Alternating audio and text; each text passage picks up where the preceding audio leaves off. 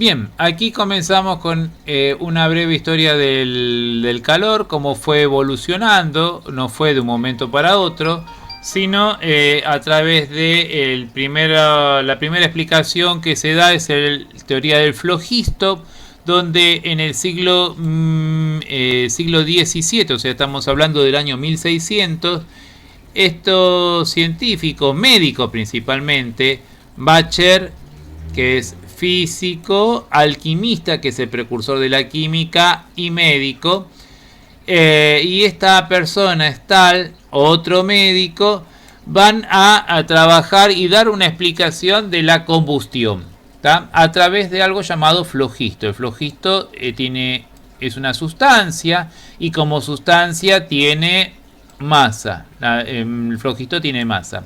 ¿Cómo se puede determinar la masa del flogisto? Muy simple. Si yo tengo una hoja de papel y la quemo, me quedan cenizas. Obviamente que la ceniza es más liviana que el papel. Por lo cual, si digo el peso del papel menos la ceniza, esa diferencia de masa es el flogisto. Es la masa del flogisto. Entonces, con el flogisto hay sustancias que tienen mucho flogisto, como por ejemplo papel, madera, carbón, bien. Y los que prácticamente no tienen nada, como los metales. O sea, yo pongo un metal al fuego y no arde como un papel o una madera. Bien, por lo cual esos carecen de flogisto.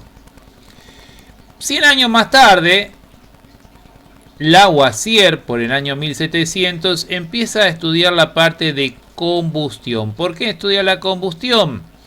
Porque le propusieron iluminar las calles de Francia, de París, quiero decir, y para eso, o sea, lo que quería hacer es que iluminar las calles de París al menor costo posible. O sea, obviamente estamos trabajando con velas en ese entonces, ¿bien?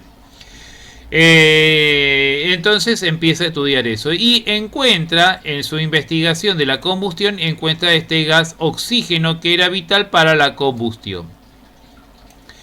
Más tarde, en 1783, Lavoisier va a tirar abajo la teoría del flogisto y va a proponer otra teoría, que es la del calórico.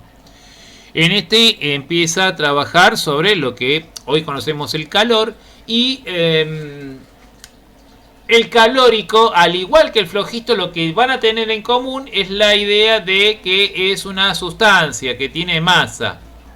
¿Está? Acá dice: la cantidad de calórico era una constante en todo el universo y fluía desde los cuerpos cálidos a los más fríos. O sea, de alta temperatura a baja temperatura. Lo que nosotros trabajamos anteriormente con el tema de calor. Ahora, ¿cómo lo va a interpretar el calórico? Acá va a proponer moléculas, ¿tá? Y lo amarillo es el calórico. Las moléculas, hay una fuerza de atracción. La fuerza de atracción es ejercida entre las moléculas, y una fuerza de repulsión que sería la sustancia calórica, ¿tá? La sustancia calórica. Entonces, a medida que cuando nosotros ponemos una sustancia al fuego, lo que le estamos entregando es calórico. Entonces, fíjense cómo aumenta el calórico, aumenta la fuerza de repulsión y empieza a ganar la fuerza de repulsión con respecto a la de atracción, y comienzan a separarse las moléculas. Y más tiempo está en el fuego, más separadas están las moléculas. Obviamente, si lo sacamos del fuego, el calórico se va y comienzan a juntarse las moléculas. Entonces, el calórico, explica también lo que es la dilatación y la contracción de un cuerpo, ¿tá? Entonces, al ponerlo al fuego, ingresa calórico, aumenta la repulsión y aumenta la distancia entre las moléculas. Por eso aumenta su volumen cuando aumenta la temperatura. Bien.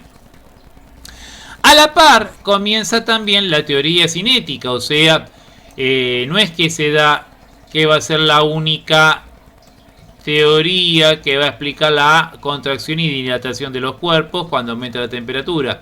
También va a existir que es la teoría cinética. Acá hablamos del siglo XVIII, o sea que el año 1700.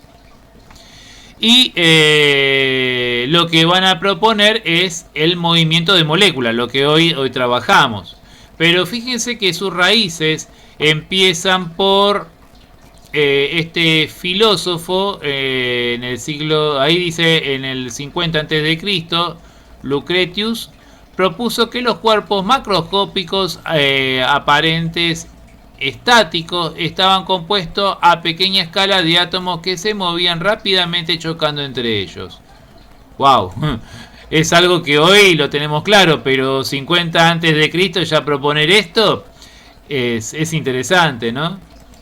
Pero esta persona, este romano del 50 a.C., también se basó en este otro filósofo griego del 460 al 370 a.C. ¿Qué es lo que Demócrito dice? Demócrito va a ser el precursor, el puntapié inicial de lo que llaman atomistas. O sea, él va a proponer la teoría atómica. O sea que él, caminando en la playa, va a ver que la playa lo ve uniforme. Y cuando se acerca ve que está compuesto obviamente por pequeños granos.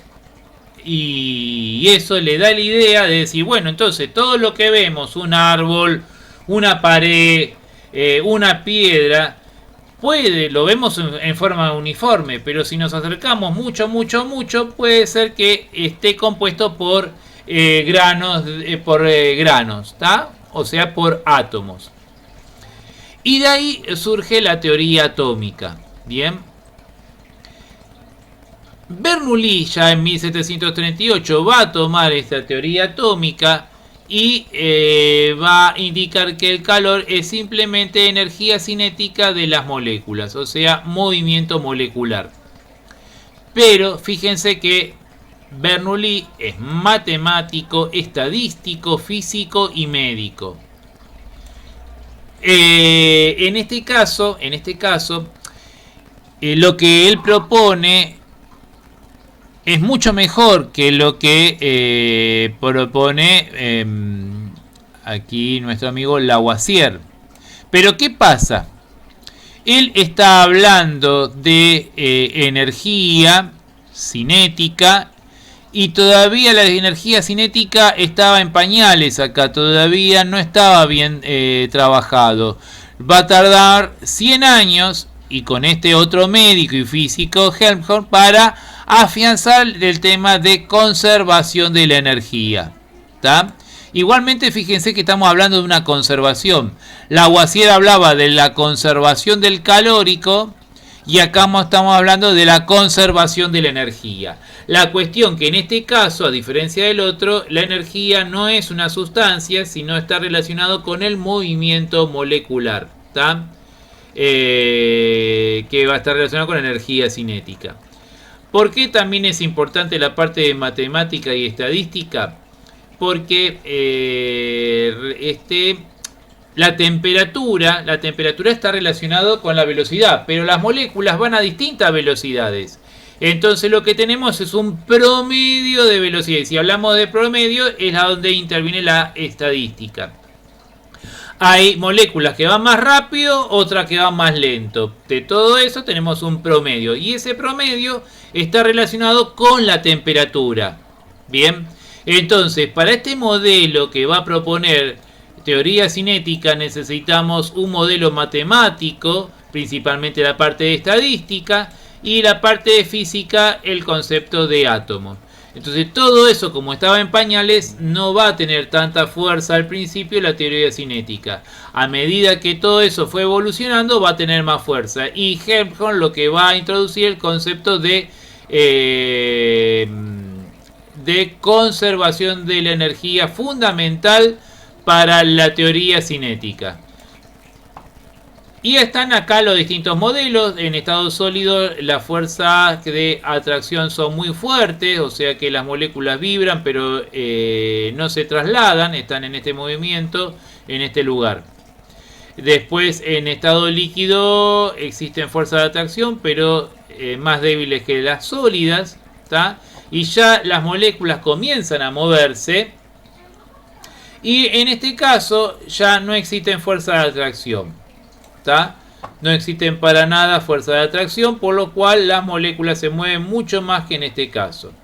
Entonces, las moléculas tienen diferentes velocidades y por lo tanto distinta energía cinética. La energía cinética promedio, de dicho, es proporcional a la temperatura, ¿tá? La presión, fíjense que podemos explicar la presión debido a los choques, ¿tá? Lo que proponía esta persona en 50 a.C., casi 2000 años más tarde lo va a proponer este científico, ¿tá? O sea, Bernoulli lo va a proponer. Y va a hablar de la presión, que son choques entre las moléculas. Bien, entonces, ¿cómo se puede explicar la dilatación y la contracción con este modelo? Al aumentar la temperatura, las moléculas vibran más en el sólido, y en los líquidos y en los gases se mueven más que en los otros puntos.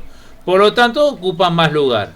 O sea que el movimiento, al poner algo en el fuego, lo que voy a hacer es que al poner algo en el fuego, estos se van a ir moviendo. Cada vez el movimiento es mayor y por lo cual al moverse más van a ocupar más lugar. Bien, también como explicamos la parte de dilatación y contracción desde la teoría cinética. En nuestro próximo video vamos a ver cómo esta persona en 1778, o sea, después de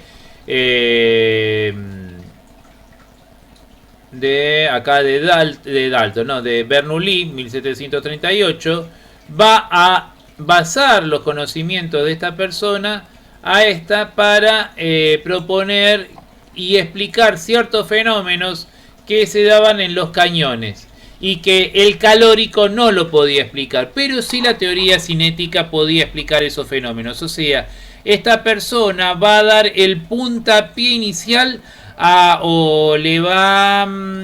vamos a decir el puntapié inicial a la caída del calórico. O sea que esta persona no va a destruir completamente el concepto del calórico, pero es la que le va a pegar fuerte, ¿tá?, al tema del calórico para sumar más adeptos y darle ya el toque definitivo del que el calórico no existe, pero eso se va a dar más adelante. Pero esta es la primera persona que empieza a experimentar y decir, no, miren, este fenómeno no se puede explicar con el calórico, pero sí con la teoría cinética. Esta va a ser la primera persona que va a realizar eso.